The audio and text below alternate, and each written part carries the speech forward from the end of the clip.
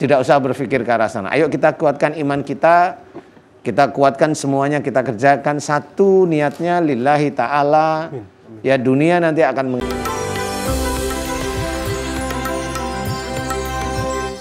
Bismillahirrahmanirrahim. Assalamualaikum warahmatullahi wabarakatuh. Pemirsa setia Siraman Kolbu dimanapun berada yang sedang menyaksikan acara ini, bagaimana kabarnya? Insya Allah mudah-mudahan semuanya dalam keadaan sehat walafiat ya. Amin. Alhamdulillah senang sekali saya Bobi Maulana beserta guru kita semua Pak Ustadz Danu bisa menemani pemirsa semua. Selamat datang di Siraman Kolbu, sejukkan hati. Pemirsa, insya Allah tema kita pagi hari ini adalah memelihara sifat qanaah ya. Qanaah itu artinya kesederhanaan atau apa adanya gitu ya. Nah ini bagaimana cara memelihara sifat qanaah itu Pak Ustadz agar kita tidak terlalu diburu nafsu, agar kita selalu merasa bersyukur seperti itu ya. Silakan tausiahnya Pak Ustadz Danu, silakan. Terima kasih Mas Bobi. Sama-sama Pak Ustadz.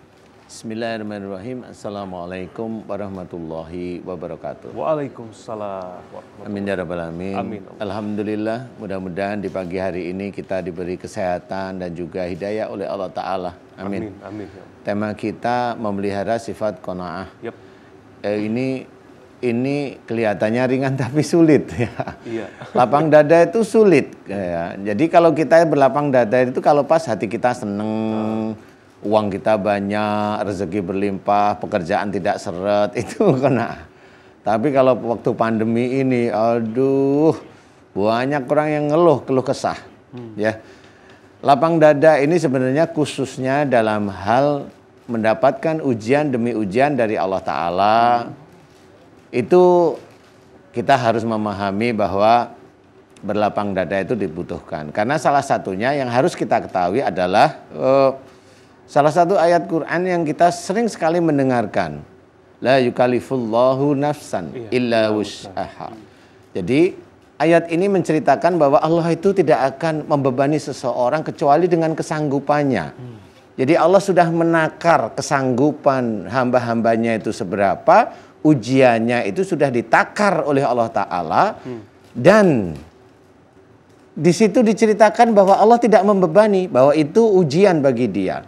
Nah ujian itu pasti sesuatu yang menurut manusia biasa itu kurang enak. Padahal ujian ini adalah diberikan oleh Allah Ta'ala kepada kita manusia itu untuk menguji. Kalau kita itu lulus di ujian itu insya Allah nanti Allah akan mempersiapkan rezeki berikutnya yang berhubungan dengan ujian tersebut. Nah cuma kadang-kadang kita tidak tahu. Kalau kita mendapatkan ujian, umpamanya kita melakukan atau melamar pekerjaan atau bekerja, kemudian ada kegagalan-kegagalan, itu udah menggerutu. Kalau sekali, dua kali, tiga kali masih enggak lah. Tetapi kalau udah banyak kali menggerutu. Nah ini sifat qanaah ini tidak mampu kita lakukan. Tetapi tidak usah berputus asa. Allah sudah mempersiapkan.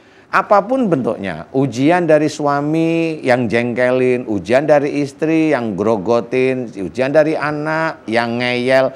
Ini ujian, bagaimana kita menerima kemudian kita membimbing. Jadi intinya adalah jangan putus asa. Ya. Nah, ujian demi ujian inilah yang nanti akan menjadikan hasilnya. Allah akan menata sebenarnya. Kita diuji, susah sekali mendapatkan pekerjaan, susah sekali ini, jangan mengeluh. Tetap bersyukur bahwa ujian ini harus kita lalui dengan sabar. Ujian ini kita lalui dengan sabar. Bersyukur aja terus-menerus pada Allah Ta'ala, bertasbih, boleh silahkan. Tetap memuji Allah, tetap memuji Allah Ta'ala. Nah, kalau Allah melihat kita itu cukup di dalam mensyukuri ujian demi ujian inilah, nanti Allah mempersiapkan rezeki kita yang untuk berikutnya. Nah, di sini kita biasanya tidak paham bahwa ujian, kemudian berlapang dada dalam menerima, itu insya Allah berhubungan dengan masa depan kita. Insya Allah seperti itu. Mudah-mudahan ini bisa dimengerti, karena apa? Kebanyakan orang itu kalau diberi ujian, merasa tidak nyaman, itu ngeluh. Nah, ngeluh ini kita tidak lulus. Kalau ada orang diberi ujian atau tidak diberi ujian, dia enak hidupnya, itu bisa aja istijrot. Tidak usah berpikir ke arah sana. Ayo kita kuatkan iman kita kuatkan semuanya, kita kerjakan satu niatnya lillahi ta'ala. Ya dunia nanti akan mengikuti. Kita ikutin ada cara-cara Allah. Nah mudah-mudahan itu bisa menjadikan kita digolongkan sebagai hamba Allah yang qanaah. Amin. Dan sehingga kita bisa apa yang kita lakukan di dunia sebenarnya itu nanti di akhirat akan kita jumpai, yaitu amal-amal soleh, lulus demi lulus, iman tidak rusak karena gerutu kita pada Allah Ta'ala. Mudah-mudahan kebahagiaan dunia dan akhirat insya Allah kita peroleh. Amin. Ya Rabbal Alamin. Allahu a'lam. Wallahu a'lam. Terima kasih Pak Ustadz. Masya Allah. Selanjutnya pemirsa yang akan berikan tausiah pagi hari ini, memelihara sifat qanaah, kita persilakan kepada Ustadz Abu kita, Ustadz Zaki Mirza. Silakan Pak Ustadz. Bismillahirrahmanirrahim. Assalamualaikum warahmatullahi wabarakatuh. Waalaikumsalam warahmatullahi wabarakatuh. Alhamdulillah, assalatu wassalamu ala rasulillah, amma ba'd. Pemirsa MNC TV dimanapun berada, mudah-mudahan Allah muliakan hidup kita dunia akhirat. Amin. Salah satu sifat yang patut dicontoh oleh semua umat Islam, semua hamba Allah, dari seorang baginda Rasulullah SAW adalah kemampuan beliau untuk istiqamah di dalam menjaga sifat qanaah. Pada suatu hari Rasulullah SAW sedang tertidur di atas pelepah kurma. Bayangkan kekasih Allah, dicintai oleh Allah, junjungan alam semesta, tidur hanya di atas pelepah kurma. Saat itu masuk sahabat beliau, Sayyidina Umar bin Khattab. Setelah mengetuk pintu dan mengucapkan salam, Sayyidina Umar masuk dalam rumah Rasulullah. Beliau terkejut, kaget melihat sang kekasih Allah sedang tidur di atas pelepah kurma. Ketika Umar masuk, Rasulullah terbangun dan Sayyidina Umar melihat ada bekas pelepah kurma di pundaknya. Saat itulah Sayyidina Umar meneteskan air matanya. Lalu ia bertanya kepada Rasulullah, "Wahai kekasih Allah, engkau ini adalah seorang panglima perang yang sudah menaklukkan dua kerajaan besar, Persia dan Romawi. Kenapa engkau tidak meminta kepada Allah? Angkat kedua tanganmu, wahai kekasih Allah. Mintalah untuk engkau tinggal di istana, tidur di atas singgasana." Lalu Rasulullah SAW beliau menjawab, kita di dunia hanya sementara saja. Ibarat orang, manusia yang sedang melakukan perjalanan panjang, istirahat sejenak di bawah pohon kurma. Seperti itulah kita di dunia, sebentar, tidak ada yang lama. Rumah kita yang paling abadi adalah kuburan kita masing-masing. Permadani kita yang paling indah adalah tanah yang kita terbaring di atasnya. Dan subhanallah, pakaian terindah untuk setiap kita adalah kain kafan kita masing-masing. Itulah betapa Rasulullah SAW tidak pernah berlebihan dalam hidupnya. Selalu merasa cukup.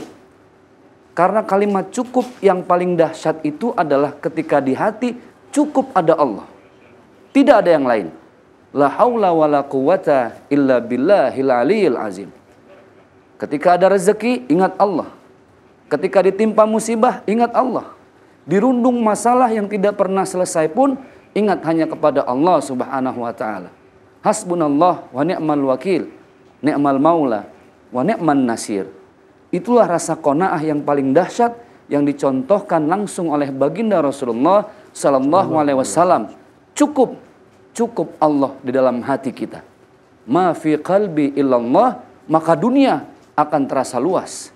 Rezeki begitu indah, bahkan musibah akan menjelma menjadi hadiah bagi orang yang terus qanaah dengan apa yang sudah Allah titipkan sepanjang hidupnya. Kekuatan terdahsyat dalam hati ketika harta yang diberikan oleh Allah, kendaraan, pasangan hidup, jabatan, tidak dia letakkan dalam hati, cukup di genggaman tangan saja. Orang bijak mengatakan, ketika kita meletakkan dunia di hati, akan lebih sering sakit hati. Maka dunia letakkan di tangan saja. Ketika yang maha memiliki ingin mengambilnya, maka kita sudah siap dengan perasaan qanaah tadi. Semoga bermanfaat. Wassalamualaikum warahmatullahi wabarakatuh. Waalaikumsalam warahmatullahi wabarakatuh. Barakallah. Pak Ustadz, silakan.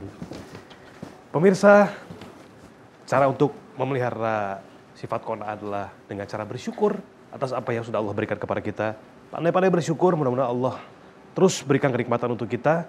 Dan silakan ketika kita memiliki apa yang Allah berikan untuk dinikmati, lillahi ta'ala, mudah-mudahan bermanfaat untuk semua. Sekali lagi terima kasih pada guru-guru saya atas tausiahnya. Selanjutnya pemirsa, kita akan kehadiran seorang bintang tamu cantik, seorang penyanyi dangdut bersuara merdu. Siapakah dia? Jangan kemana-mana, tetap di Siraman Kolbu. Sejukkan hati.